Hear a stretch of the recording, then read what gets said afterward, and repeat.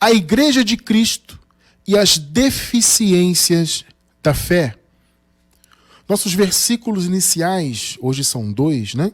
Se encontram na primeira carta do apóstolo Paulo aos Tessalonicenses, capítulo 3, versículos 9 e 10. Vamos ler. Pois, que ações de graças podemos tributar a Deus no tocante a vós outros, por toda a alegria que nos regozijamos por vossa causa diante do nosso Deus, orando noite e dia com máximo empenho para vos ver pessoalmente e reparar as deficiências da vossa fé. Olha que coisa, né? Louvado seja Deus. Igreja eterna do Senhor Jesus Cristo, povo abençoado. Igreja sem ruga e sem mácula, esposa do Senhor. Mais que vencedores, povo santo. Meus amados irmãos, hoje nós vamos tratar desse ponto importantíssimo para a igreja, que é a fé que a igreja exerce, né? A fé não só no sentido de poder crer, né? Porque a fé tem isso, ela tem esses aspectos, né? A fé significa a capacidade de você crer, por exemplo, crer que Deus existe, né? E posteriormente, por revelação, crer no Evangelho, isso é a fé.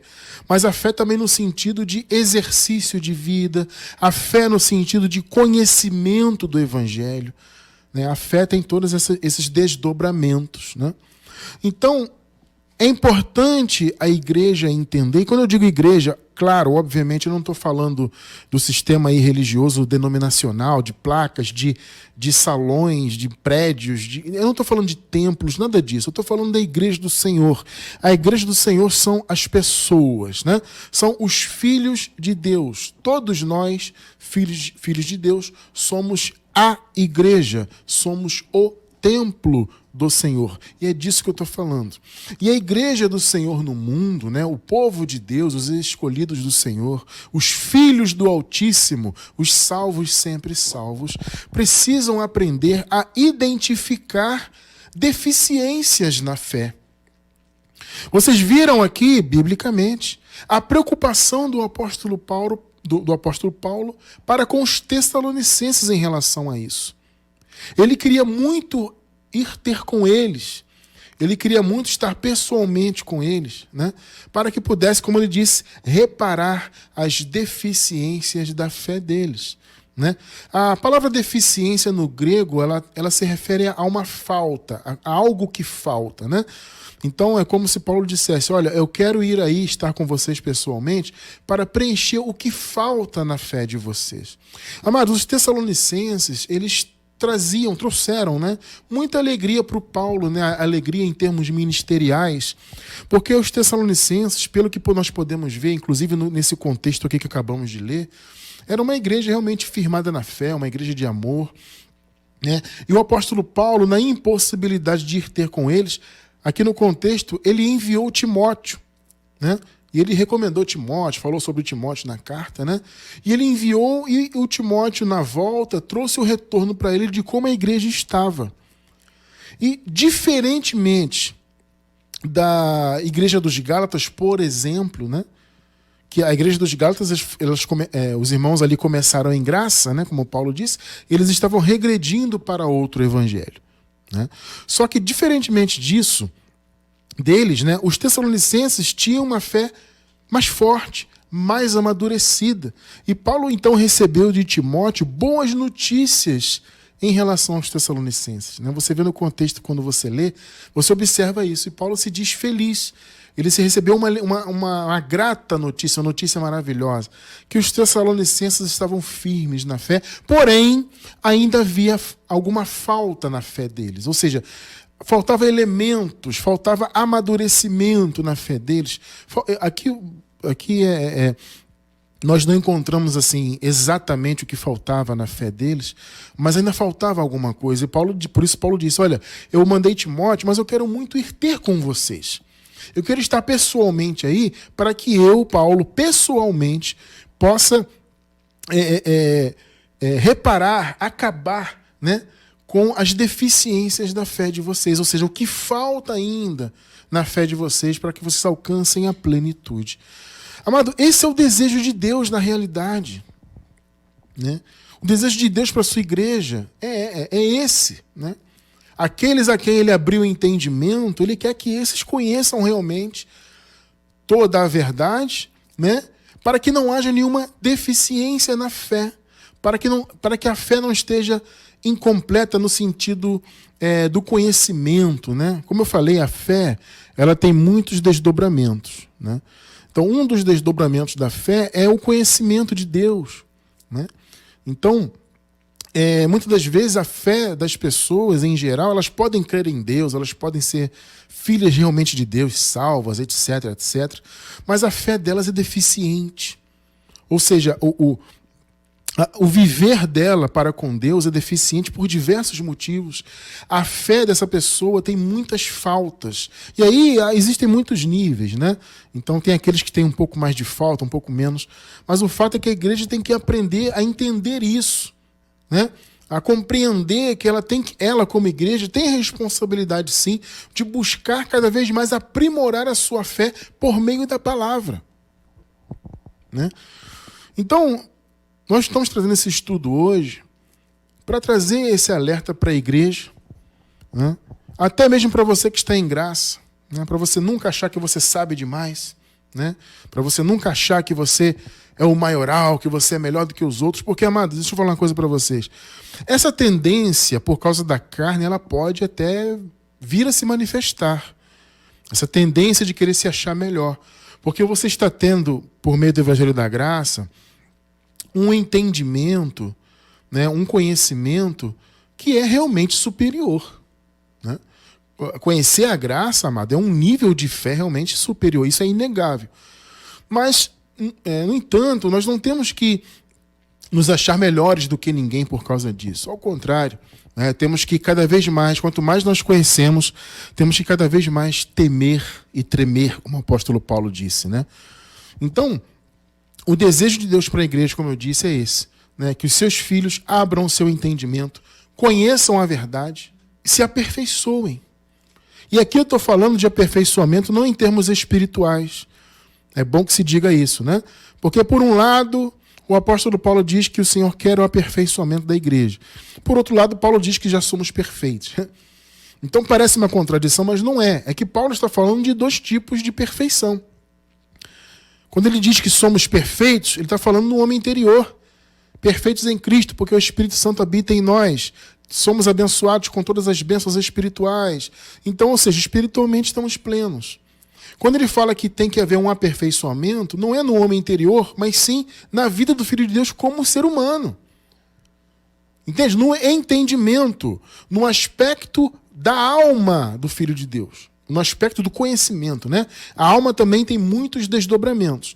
E um dos desdobramentos da alma é o conhecimento. Então é importante o Filho de Deus também se aperfeiçoar no conhecimento. Porque o conhecimento do Filho de Deus, quando aperfeiçoado, ele leva o Filho a ter boas obras, consequentemente a servir a Deus em espírito e em verdade, né? E, claro, como consequência natural, alcançar o galardão que Deus também quer dar para os seus filhos. É aquilo que a gente sempre diz, né? O Senhor Deus é um Deus galardoador. Ou seja, Deus tem prazer em galardoar, em presentear, né? Em recompensar. Na verdade, o termo é esse, né? Galardão, na verdade, é uma recompensa, um salário. E Deus, ele é galardoador, ele quer galardoar. Mas ele, por ser justo, só vai galardoar aqueles que merecem o galardão. Porque o galardão, diferente, né? Aliás, bem diferente da salvação, né? O galardão ele vem pelas boas obras, sim. A salvação não. A salvação não teve relação com as obras. Ela já está consumada, o salvo é salvo, sempre salvo, ponto. E ele não precisou fazer nada para isso. A vida eterna é um dom gratuito de Deus. Ponto final. Tá? Agora, o galardão não. Ele vem por aquilo que é feito. Né? O Paulo deixa isso muito claro. Então, o aperfeiçoamento da igreja no aspecto do conhecimento redunda na vida do Filho de Deus esses benefícios. Que além de ser salvo, sempre salvo, viver a vida eterna no paraíso, o Filho de Deus ainda receberá lá no paraíso os galardões. Né? Então, Vamos ver aqui, vamos confirmar aqui no Evangelho que esse é o desejo de Deus, o aperfeiçoamento da igreja. Efésios 4, versículo 12. Olha só, aqui diz no contexto que o Senhor deu dons aos homens, né? E esses dons ele deu para que houvesse o quê? Querendo o quê? Aí diz aqui, querendo o aperfeiçoamento dos santos. Então o Senhor selecionou pessoas e deu dons a essas pessoas. Como diz, deu uns para apóstolos, outros para profetas, outros para evangelistas, pastores, mestres, como diz o contexto. E o Senhor deu esses dons para que a igreja fosse aperfeiçoada por meio desses dons. Então, querendo o aperfeiçoamento dos santos para a obra do ministério, para a edificação do corpo de Cristo. Então você vê que há um desejo no coração do nosso Pai, do Pai dos nossos espíritos, que nós, como filhos dele neste mundo, tenhamos um aperfeiçoamento em nosso conhecimento. Ele quer o aperfeiçoamento dos santos dele. Ele quer o aperfeiçoamento da igreja. Deus não quer que a igreja tenha deficiências na sua fé, né? Então, abençoados, vamos caminhar um pouquinho mais nesse conhecimento aí, né? A nossa fé, ela tem...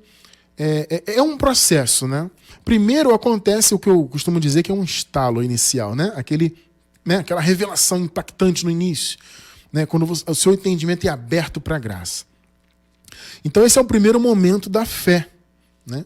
Só que essa fé, ela tem que ser desenvolvida, né? Ela tem que ser amadurecida. Por isso que eu digo que eu sempre digo isso, né? Quando as pessoas entram em contato com a gente, irmão, estou conhecendo a graça, estou muito feliz, mas ainda estou cheio de dúvidas. Amado, isso é perfeitamente normal. Porque é assim, você tem aquele impacto da revelação, de repente você lê um livro, você assiste a 1 ou 2 estudos, né? E você tem aquele despertamento, é maravilhoso. Mas há muitas dúvidas, né? Então, a sua fé tem aquele início, mas você vai seguir amadurecendo esta fé. A fé, primeiro, ela veio de dentro para fora, né? É como diz o Evangelho, a fé vem. E o vem, a palavra vem, no grego, ela aponta para algo que vem de dentro para fora, né? Ou seja, a fé é um dom que já está no Filho de Deus. Todo filho de Deus, ele já nasce com o dom da fé. Tá? E quando ele ouve o Evangelho, e quando Deus quer abrir o entendimento dessa pessoa, porque é Deus que abre, né? Deus abre então o coração do filho dele e a fé vem, ela se manifesta na mente do filho de Deus. Então tem aquele primeiro impacto, mas tem que haver um amadurecimento. E é o que Paulo fala aqui. Filipenses capítulo 2, verso 12. Olha só que interessante. Assim, meus amados, como sempre obedecestes, não só na minha presença, porém, muito mais agora na minha ausência. Que maravilha, né? Aí ele disse... Assim como vocês fazem isso, assim como vocês são obedientes, desenvolvei a vossa salvação. Olha aí, amado. Com temor e tremor. É desenvolver a salvação. O que é isso? Algumas pessoas interpretam essa passagem de maneira bastante equivocada, né, obviamente, dizendo que desenvolver a salvação é você lutar para ser salvo. Ó, irmão, você desenvolva a sua salvação. Sabe, tem que jejuar, tem que ser fiel dizimista, tem que subir ao monte, tem que cumprir os mandamentos, tem que tomar santa ceia para você ser salvo, desenvolver a salvação. Não é isso que Paulo está falando. O Paulo está falando de algo que o povo já tinha ali, e nós já temos. A salvação no entendimento. Tá? Lembrando que a salvação que vem na mente não é salvação eterna. Tá? Quando você ouve o Evangelho, você crê com o coração e você confessa Jesus, é quando a salvação alcança o aspecto do conhecimento da sua alma. Então, Paulo não está falando de salvação eterna. Ele está falando de algo que eles receberam como igreja, a salvação da mente, e que eles tinham que desenvolver a salvação da mente. Isso é sinônimo de desenvolver a fé, a mesma coisa. Porque a salvação da mente vem por meio da fé. Então, desenvolver a salvação é desenvolver a fé. É você amadurecer, é você crescer, é você evoluir na sua fé. É o chamado para a igreja. Agora, veja, amado, o interessante disso aqui, desse versículo que nós acabamos de ler, que o desenvolvimento da nossa salvação na mente, né, ela tem muito de um esforço nosso. Você percebe no versículo que Paulo fala, olha, assim como vocês são obedientes, desenvolvam a salvação de vocês. Então, veja bem, alcançar a salvação da mente, obviamente, não depende de nós. Isso vem pela graça. Deus é que abre o nosso entendimento. Nós sabemos disso. Então, eu entendo dessa maneira. Eu entendo que a fé, num primeiro estalo, quando o coração se abre, é Deus que agiu ali, obviamente. Mas o desenvolvimento dessa fé, pelo menos em parte, depende de nós. Eu sei que parece contraditório, né? Falar que algo dependa de nós. Mas eu estou falando em termos de querer, de buscar conhecer. O Paulo falou isso aqui, você vê claramente o que Paulo está falando. Você vê claramente que é um chamado à igreja. Igreja, desenvolvam a salvação de vocês. Então, vocês receberam a salvação da mente, o Senhor Deus abriu o entendimento de vocês para o Evangelho. Então, desenvolvam essa salvação. Efetuem, né? Algumas versões bíblicas aparece efetuem a salvação. Isso tem um sentido tanto de você colocar a fé em prática no seu dia a dia, como você buscar conhecer mais de Deus. Né? Como diz a palavra, conheçamos e prossigamos em conhecer o Senhor. Sabe? Então existe sim uma responsabilidade do Filho de Deus em querer buscar conhecimento. Não é buscar salvação, não é buscar posição espiritual, é buscar conhecimento. Por exemplo, você que está ao vivo agora com a gente aí, ou você que está pela gravação, você separou um tempo da sua vida, nosso tempo é algo precioso, e você separou um tempo da sua vida para se dedicar a conhecer, a estudar a palavra. Você está fazendo exatamente o que Paulo recomendou aqui aos Filipenses. Você está buscando desenvolver a sua salvação. Entende? Então, repito, isso tem dois aspectos. É o aspecto de pôr a fé em prática no seu dia a dia, mas também de buscar desenvolver-se como conhecedor da palavra, como conhecedor de Deus. Então, amado, busque sempre isso. Nós estamos aqui como instrumentos de Deus, recebemos dons de Deus para a sua vida, para que você seja cada vez mais aperfeiçoado. Nós aqui, obviamente, não somos donos da verdade, mas nós buscamos estar cada vez mais e mais alinhados à verdade. Né? Sempre estamos abertos a Deus para que Deus nos revele aquilo que tem que ser revelado. Sabe?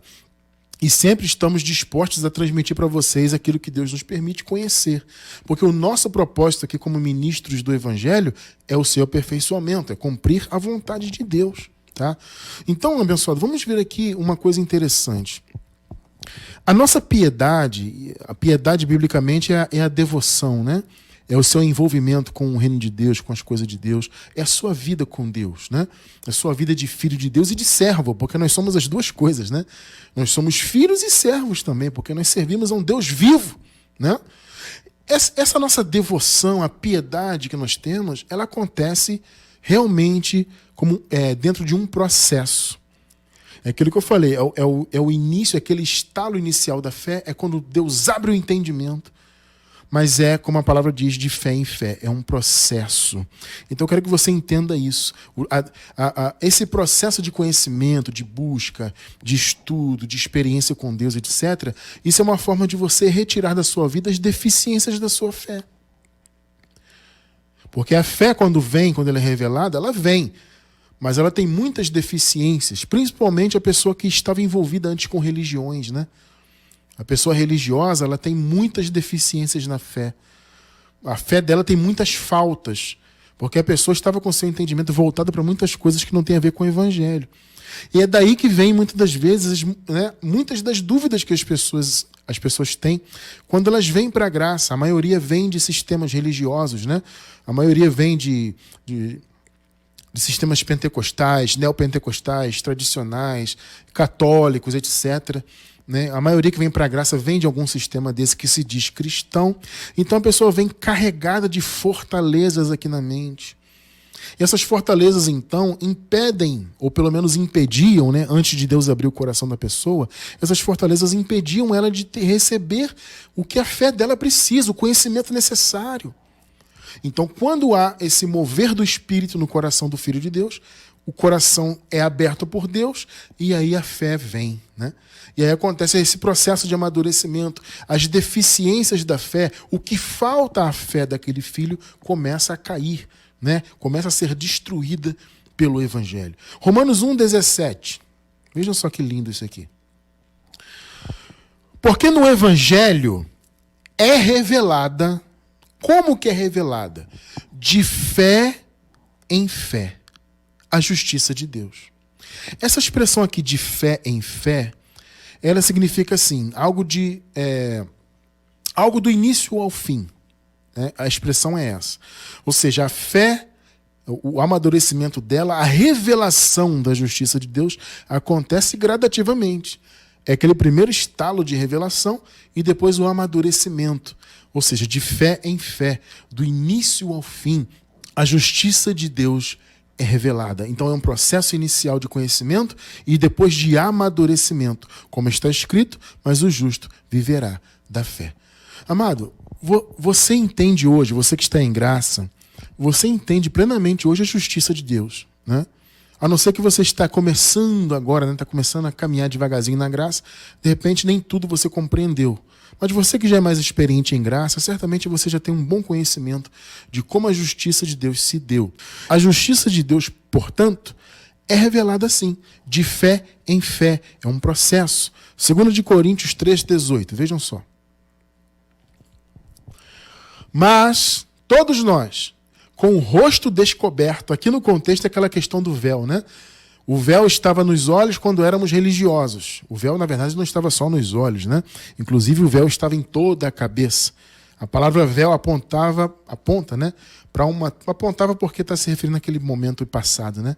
Então, apontava, historicamente, para uma túnica que cobria toda a cabeça naquela época. Então, Paulo fala, todos nós com o rosto descoberto, ou seja, sem o véu, com o véu retirado, refletindo como um espelho a glória do Senhor. Olha só, amado, o processo. Somos transformados imediatamente? Não. Somos transformados de glória em glória, na mesma imagem, como pelo Espírito do Senhor. O trabalho que o Espírito Santo faz por meio da palavra é nos transformar à imagem de Cristo de glória em glória. Então é um processo, é algo realmente gradativo. Repito, é aquele primeiro estalo da fé, aquela fé inicial que vem, né? Ela vem por ouvir e depois começa o processo. De fé em fé, a justiça de Deus vai sendo revelada. A justiça é a graça, entende, amado? A graça é revelada, né? De fé em fé, e nós vamos sendo transformados no Senhor de glória em glória. Então é um processo de crescimento, de amadurecimento, de modo que as deficiências da fé venham cair por terra. Ou seja, de modo que a fé venha a ser preenchida com aquilo que lhe falta. O desejo de Paulo em estar pessoalmente com os Tessalonicenses era justamente isso, para preencher aquilo que ainda faltava neles. Eles estavam muito bem, eles receberam parabéns de Paulo. Paulo disse que estava muito feliz com eles, com as notícias que ele havia recebido de Timóteo em relação àquela igreja. Porém, naturalmente, ainda faltava alguma coisa para a fé deles. Então Paulo fala, eu oro muito a Deus, eu clamo ao Senhor para que Deus abra a possibilidade de eu estar com vocês. Eu peço muito a Deus para estar pessoalmente com vocês, né? Para que eu possa reparar essas deficiências, para que eu possa atribuir à fé de vocês aquilo que falta para ela, né? Interessante isso, ou seja, é de glória em glória, de fé em fé, de crescimento em crescimento. Amados, entenda uma coisa, aquilo que eu falei no início. Nós não podemos nunca achar que sabemos tudo, que sabemos muito. Sabe, porque se você deixar, a carne acaba te enganando com isso. Porque você recebe a revelação de algo tão tremendo que é a graça, e se você deixar, a carne sobe, né? A carne toma conta e acaba usando esse conhecimento, só que de maneira negativa. Para você se sentir maioral, para você se sentir melhor, mais sábio. Não, amado. Se você recebeu a revelação da graça, mantenha-se cada vez mais humilde. Reconhecer a graça é uma responsabilidade muito grande. É o que diz aquele ditado, né? A quem muito é dado, a muito é cobrado, né? Então, assim, quanto mais você conhece, maior é a sua responsabilidade. Então, mantenha-se sempre humilde, mantenha-se sempre com o coração aberto a aprender da graça de Deus. Nunca pense de você além do que convém. Isso é um cuidado importante que temos que ter. E Paulo fala disso, Romanos 12:3. Vamos ler. Porque pela graça que me é dada, digo a cada um dentre vós, que não pense de si mesmo além do que convém. Antes, pense com moderação. Conforme o quê? Conforme a medida da fé que Deus repartiu a cada um. Então você tem que falar de acordo com a medida da sua fé que Deus lhe deu, com o nível de fé que você tem, e sempre tendo no coração esse desejo de estar cada vez mais conhecendo, sempre com humildade no seu coração. Sabe, a graça não foi dada para que nós tenhamos soberba, muito pelo contrário, né? Para que nós aprendamos a ser cada vez mais humildes, né? E entender essa responsabilidade maravilhosa que é conhecer a palavra da graça. Então não pense de você além do que convém. Pense segundo a medida da fé que Deus lhe deu. Pense sempre com moderação. Seja sempre, sempre, em tudo, não só nisso, mas em tudo na sua vida, seja sempre moderado, tá? Então, abençoado irmão, abençoada irmã, a igreja do Senhor Jesus Cristo no mundo sofre muito essas deficiências na fé. Eles têm aquela fé natural de crer que Deus existe, né? A palavra até diz isso, né? Aquele que se aproxima de Deus é necessário crer que Ele existe, obviamente, né? Então, essa fé inicial muitos têm de crer que Deus existe, tá? Só que a fé tem que ser aperfeiçoada. A fé não é apenas crer que Deus existe, mas há todo um desenvolvimento de conhecimento, de experiência, né? Então, esse movimento de crescimento, de evolução da fé, faz com que essas deficiências da fé caiam por terra. E a igreja aí fora está cheia de deficiências, porque a fé é muito imperfeita. Sabe, as pessoas aí fora, amados, infelizmente, elas acham que elas é que se salvam, né? Através dos esforços delas, né? Elas pensam assim, Jesus fez a parte dele, eu vou fazer a minha. Gente, isso é um absurdo completo. Né? Jesus fez a parte dele morrendo na cruz, mas eu tenho que fazer a minha.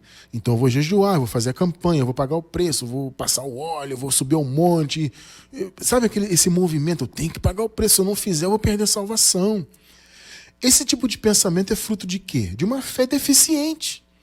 De uma fé que falta muita informação, muito conhecimento. Então as pessoas que são dominadas aí pelos lobos devoradores, né? Pelos lobos gulosos do sistema religioso, o povo de Deus que está aí, a igreja de Cristo que está envolvida com todo esse lamaçal de enganos, né, que há no sistema, elas estão envolvidas com aquilo ali porque a fé delas é deficiente. Elas têm só uma fé inicial, a crer que Deus existe e tal, mas a fé dela está envolvida em tanta coisa, né, que não faz parte do Evangelho. E isso traz a deficiência, faz com que a fé dela não evolua. A fé fica sempre faltando alguma coisa. E aí ela é envolvida, acha que vai perder a salvação, acha que ela que aceita Jesus. Pensa aí, não é? A maioria não diz que aceitou Jesus? Se você for aí numa chamada igreja denominacional aí, perguntar para qualquer irmão, ele vai dizer que ele que aceitou. Não, irmão, eu aceitei Jesus. Eu ouvi a palavra no meu coração, aceitei e fui salvo. Não, na verdade eu não fui salvo ainda, né? Eu tenho que lutar ainda.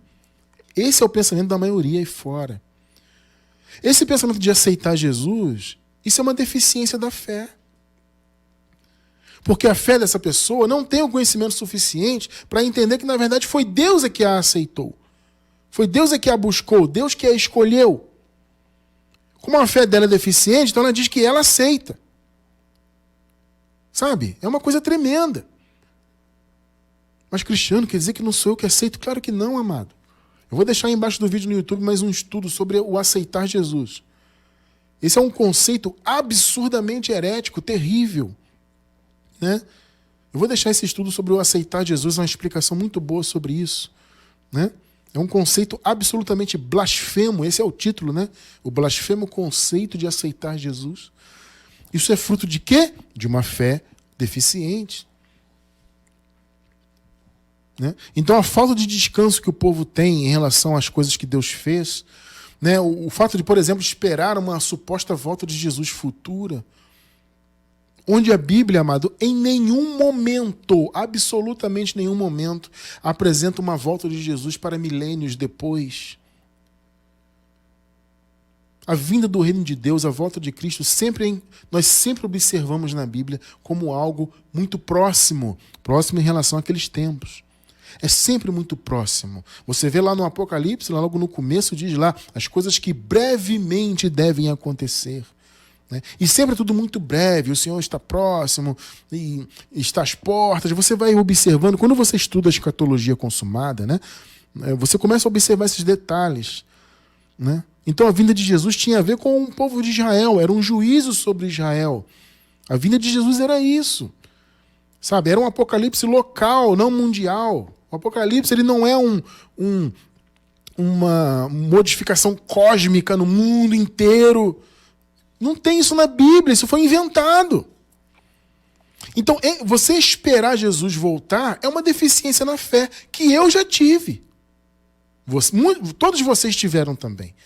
Todos nós esperávamos Jesus no futuro. Mas o Evangelho fez o quê? Reparou a nossa fé. Tirou essa deficiência de esperar uma suposta vinda de Jesus quando ela já aconteceu. A Bíblia sempre apontando a vinda de Jesus como algo próximo àquele momento ali, né, da igreja primitiva, etc. Tudo apontando para que a volta de Cristo e o consequente juízo sobre Israel viesse ainda naquele primeiro século. Mas a religião fez uma reviravolta e implantou na mente do povo a volta futura. E até nós, hoje que estamos em graça genuína, até nós fomos abraçados e abarcados com isso. Isso é uma deficiência da fé. Que graças a Deus de nossa vida essa deficiência saiu também. Louvado seja Deus. Vamos ver então aqui alguns exemplos de alguns fatores que trazem deficiências à fé. São fatores que impedem a fé de alcançar o patamar que ela tem que alcançar. Vamos ver então alguns exemplos. O primeiro deles é o mais óbvio, são as obras da lei. É o antigo pacto. Quando o antigo pacto está presente na vida da pessoa, que seja um requisito só que seja do antigo pacto. Se ele está presente na vida da pessoa, ele já está fermentando, né? O Paulo diz que um pouco de fermento leveda a massa toda. Sabe? Então a obra da lei, ela traz deficiência na fé, porque a obra da lei coloca um véu nos olhos do povo e faz com que o povo não enxergue o que a fé tem que enxergar. Não alcance o patamar. A obra da lei acaba sendo um impedimento para um patamar maior de fé. Gálatas 3,12. Ora, a lei não é da fé, mas o que fizer estas coisas, as obras da lei, por elas viverá. Então quem vive em obras da lei não vive pela fé. Percebeu que são dois caminhos absolutamente distintos? Ou você vive em obra da lei, ou você vive na fé. E por ela e para ela. Não tem meio termo. Mas a religião aí fora inventou um meio termo. Um pouquinho de lei e um pouquinho de fé. Não, a lei não é da fé. Entende?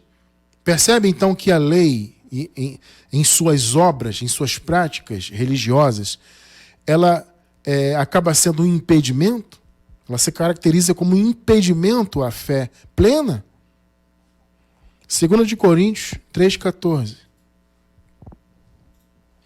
Mas, e aqui também no contexto de 2 Coríntios, também está em evidência o antigo pacto, os ensinamentos de Moisés. Paulo fala claramente isso aqui, né? Mas os seus sentidos, ou seja, daqueles que estavam envolvidos com a lei lá, os seus sentidos foram endurecidos. Olha só, mas do sentido aqui é a visão. E Paulo está dizendo o seguinte, a visão do povo por causa de Moisés, do véu, foi endurecido. A palavra endurecido aqui no grego, ela é uma referência a um calo. É interessante isso, né? Uma pessoa que trabalha muito com as mãos, né, com um trabalho muito pesado, ela tem calos, ela tem uma pele muito grossa na mão, né? E muitas das vezes a pessoa nem sente mais a mão, pode colocar espetar uma agulha, o que for, que a pessoa nem sente, que a pele é muito grossa. A palavra endurecido no grego é essa pele, é uma pele cobrindo os olhos, ou seja, o que o Paulo está dizendo? Olha, a visão do povo está com uma pele muito espessa, está endurecida, petrificada, está cego. Esse é o ponto aqui. Por que está cego, Paulo? Porque até hoje naquela época, eu digo até hoje em dia também, até hoje o mesmo véu está por se levantar na lição do Velho Testamento, o qual foi por Cristo abolido. Meu amado, mais claro que isso é impossível. Então você vê que o véu do antigo pacto, amado, ainda que ele esteja disfarçado de novo, porque as obras da lei hoje no meio da igreja aí, chamada igreja, ou das denominações, ele não tem o nome de obra da lei, pelo menos a maioria não diz que é. Alguns do sistema religioso, aí, alguns segmentos, até falam claramente que estão sim debaixo da lei, que a lei tem que ser cumprida, etc. Isso tem, mas a maioria diz que está na graça. E diz que as obras da lei que eles praticam, na verdade, são obras que Jesus deixou para a graça. Percebem? O que essas obras fazem? Fazem os sentidos do povo ficarem endurecidos. Uma pele grossa nos olhos que não faz a pessoa enxergar. Por quê? Porque a lei não é da fé. Para nós termos uma fé, então, saudável, a primeira providência, né, que tem que acontecer é você abandonar obras da lei. Você recebeu a revelação da graça, automaticamente você abre mão das obras da lei. É um movimento direto. Não tem relação uma coisa com a outra. A lei não é da fé. O antigo pacto coloca um véu, endurece a visão, né? Por isso, inclusive, Paulo falou isso aqui, Gálatas 2:19. Olha que palavra do Paulo. Pois eu, pela lei, morri para a lei. Por quê? Porque a lei acabou levando Jesus à morte. Jesus, né, ele veio para cumprir a lei por nós. Sendo ele o Cordeiro de Deus, ele morreu por causa da lei. E nós morremos com ele. Então Paulo disse, por causa da lei, eu morri para ela. A fim de quê? A fim de viver para Deus. Amado irmão, amada irmã, você observou bem o que o apóstolo Paulo disse aqui? Para eu viver para eu viver para Deus, antes eu tive que morrer para a lei. Percebeu a profundidade disso? Pela lei eu morri para ela. Porque eu morri em Cristo. Cristo morreu por causa dela e eu morri lá junto com Cristo. Entende? A fim de.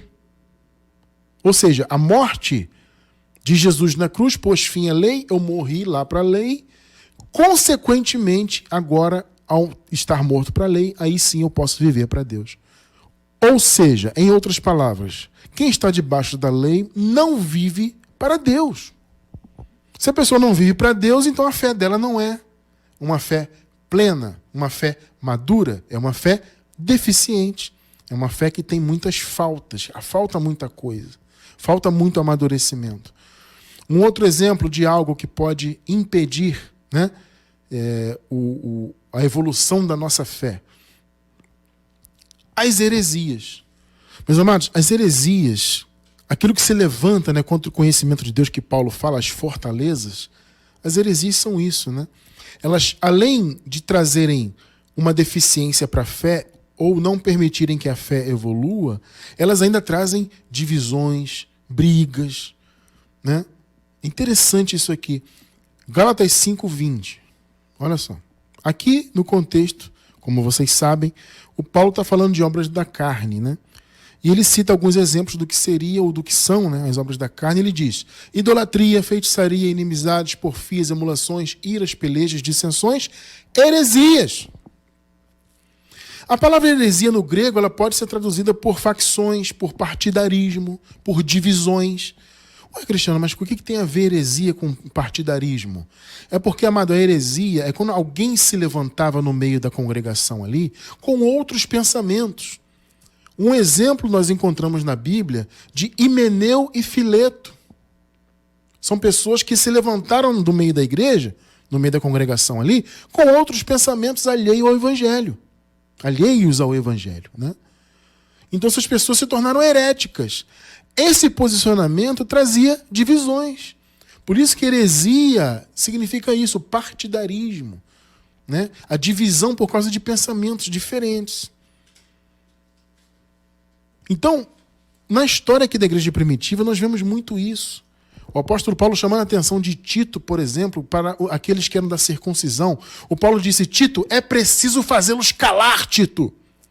Tem que fechar a boca desses camaradas que estão pregando circuncisão dentro da igreja. Eles são hereges, eles causam divisões.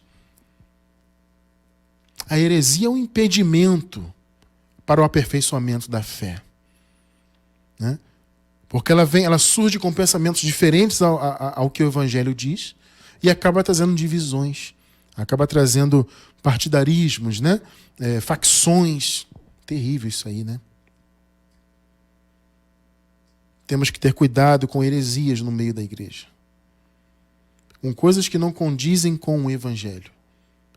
infelizmente, amados irmãos, até no meio daqueles que dizem defender a palavra da graça, nós vemos muitas heresias. E muitas pesadas. Tem uma heresia circulando aí no meio da graça, que no meu modo de ver, é pior do que todas as heresias que há no sistema religioso. Tem circulado aí no meio. Tremendo, né? Nós já temos 2 estudos que falam disso, eu vou falar mais uma vez futuramente. Isso está acontecendo. Até no meio da graça tem isso aí. E aí causa o quê? Divisões, facções, pensamentos alheios ao que o Evangelho diz. Isso impede o amadurecimento da fé do povo de Deus. Quer ver um outro exemplo de coisas que causam deficiência à fé?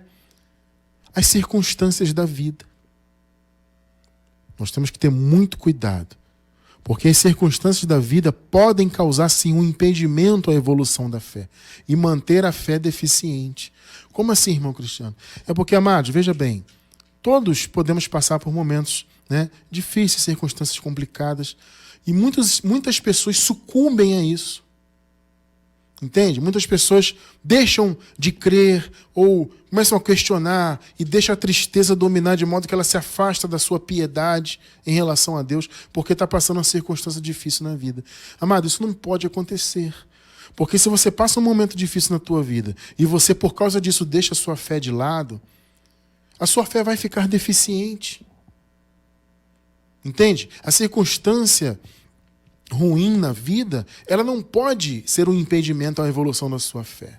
Ao contrário. Veja só o que Paulo fala. Olha que interessante. 2 de Coríntios, vamos ler o capítulo 4, os versículos 17 e 18. Vejam só. Porque a nossa leve e momentânea tribulação produz para nós um peso eterno de glória muito excelente. Amado, olha o que o Paulo está dizendo. Se você for ver a história do apóstolo Paulo, você vai ver que o que ele passou não foi nada leve, não. Foi pesado. Mas a visão dele em relação àquelas circunstâncias difíceis que ele passava é que elas eram leves e momentâneas. Entende? Ou seja, o Paulo em momento algum permitiu que as circunstâncias difíceis na vida dele o impedissem de evoluir na fé, de exercer o seu chamado como ministro do Evangelho. Entende? De ser uma pessoa que influenciava as igrejas. Entende? Positivamente. De ser um profeta do Senhor. Já pensou se Paulo fosse sucumbir? As tribulações são difíceis, né? A tribulação está me maltratando muito, então eu vou abandonar o meu ministério. Vou deixar a fé de lado. Já pensou? Não, amado. 18. Não atentando nós nas coisas que se veem, mas nas que não se veem. Olha que tremendo isso aqui. Porque as coisas que se veem são temporais. O que você vê, amado, no mundo material, isso é passageiro. Isso acaba. Agora, as coisas que não se veem, as coisas espirituais, são eternas. Então, no meio de uma circunstância difícil, se você usar esse ensinamento aqui do apóstolo e colocar os seus olhos nas coisas espirituais, a sua fé não será abalada por um momento difícil. O momento pode ser duro, ele pode não ter nada de leve, nem de momentâneo, né? Mas você confessa que é a nossa leve e momentânea tribulação. Isso é o quê? Fé ativada, percebe? É a fé sendo posta em prática. O mundo, ele tem aflições. Nós temos que estar prontos para isso. E entender que essas aflições, elas não podem atrapalhar o desenvolvimento da nossa fé. Porque se você deixar, as aflições acabam fazendo com que a sua fé se torne deficiente. João 16:33, essa é uma palavra poderosa de Jesus. Tenho-vos dito isto, para que em mim tenhais paz. Olha, a palavra de Jesus aqui é para trazer paz. No mundo tereis aflições. Note que Jesus não disse que não haveria. Jesus poderia dizer, olha, a partir do momento que vocês creem em mim, vocês vão viver um mar de rosas. Jesus falou isso? Não, ele não falou isso. Ele falou, no mundo tereis aflições, mas tem de bom ânimo. Eu venci o mundo. Que coisa linda, né? Percebe, amado? As aflições podem até ser, na verdade, algo para fortalecer ainda mais a sua fé. Entende? É uma oportunidade até para a sua fé se fortalecer ainda mais, se solidificar ainda mais. Entende isso? É uma oportunidade. Então não permita que circunstâncias difíceis atrapalhem a sua fé. Porque veja bem, de repente, obviamente você está em graça, você não tem mais envolvimento com obras da lei. Então as obras da lei não mais atrapalham você, né? Não mais trazem deficiência à sua fé, né? Também você está em graça, acompanhando, estudando, você não está envolvido em heresias. Então isso também é muito bom. Glória a Deus por isso. Mas, de repente, você pode passar uma circunstância na vida que não é muito favorável. E se você, mesmo estando em graça, né, mesmo não praticando obras da lei, etc., etc., você pode permitir a sua fé se tornar deficiente. Porque a circunstância muitas das vezes bate e ao invés de você se agarrar mais ainda na sua fé, você pode abandoná-la. Isso acontece muito, amado. Então fica aqui o alerta para você. Se você passa um momento de tribulação, uma circunstância difícil, agarre-se ainda mais à sua fé. Entenda que Deus sempre, sempre é contigo. Entenda isso. Romanos 8, versículos 13 e 4. E não somente isto, mas também nos gloriamos nas tribulações. Olha o que Paulo está falando. O que ele está dizendo na verdade? Gente, a tribulação na verdade é uma oportunidade. Nós nos gloriamos nas tribulações, sabendo que a tribulação produz paciência, e a paciência a experiência, e a experiência a esperança. Que palavra linda do apóstolo, né? Que coisa maravilhosa. Então, amados, circunstâncias difíceis na vida não podem ser motivo para trazer deficiência à sua fé ou para impedir a sua fé de alcançar a maturidade necessária. Não permita isso. Sabe, se você está passando um momento difícil, entenda, Deus é contigo. Deus está no controle, meu amado. E as tribulações acabam sendo, então, oportunidades. Nós nos gloriamos nela, como Paulo disse. Entende? A igreja de Cristo tem que entender isso. A igreja do Senhor Jesus Cristo no mundo tem que abrir mão, meu amado. E nós estamos aqui lutando pela palavra da graça, pregando essa palavra para isso. Para que a igreja do Senhor no mundo abra mão de tudo que o sistema faz na vida deles. Para que o povo de Deus acorde, desperte desse sono que eles estão, que o véu saia dos olhos deles, para que as deficiências que eles têm na fé venham ser supridas, venham ser preenchidas pela palavra da graça. O nosso campo de batalha é grande, né?